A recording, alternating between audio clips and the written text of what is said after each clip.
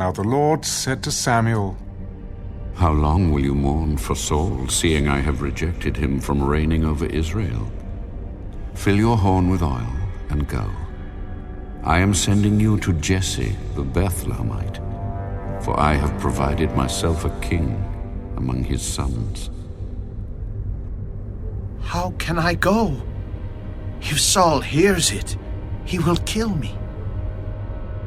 Take a heifer with you and say, I have come to sacrifice to the Lord. Then invite Jesse to the sacrifice, and I will show you what you shall do. You shall anoint for me the one I name to you.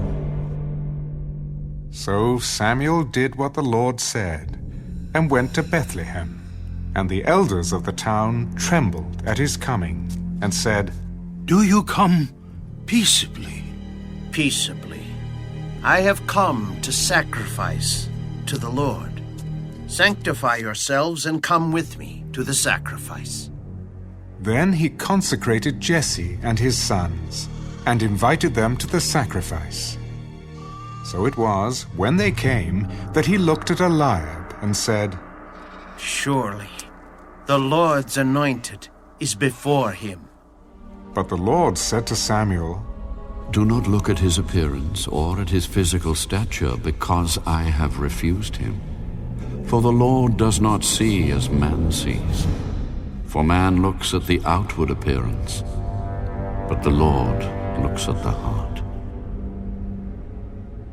So Jesse called Abinadab, and made him pass before Samuel. And he said, Neither has the Lord chosen this one. Then Jesse made Shammah pass by, and he said, Neither has the Lord chosen this one. Thus Jesse made 7 of his sons pass before Samuel.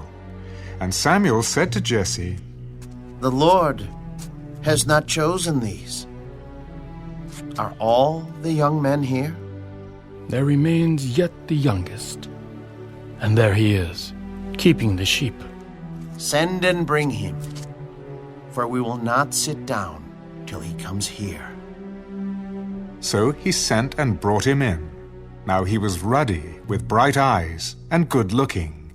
And the Lord said, Arise, anoint him, for this is the one. Then Samuel took the horn of oil and anointed him in the midst of his brothers. And the Spirit of the Lord came upon David from that day forward.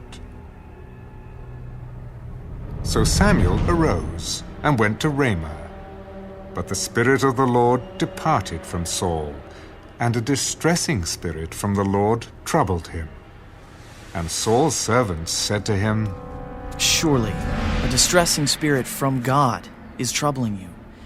Let our master now command your servants, who are before you, to seek out a man who is a skillful player on the harp. And it shall be that he will play it with his hand when the distressing spirit from God is upon you, and you shall be well.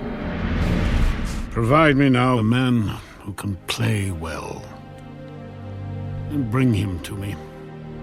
Look, I have seen a son of Jesse the Bethlehemite, who is skillful in playing, a mighty man of valor, a man of war, prudent in speech, and a handsome person.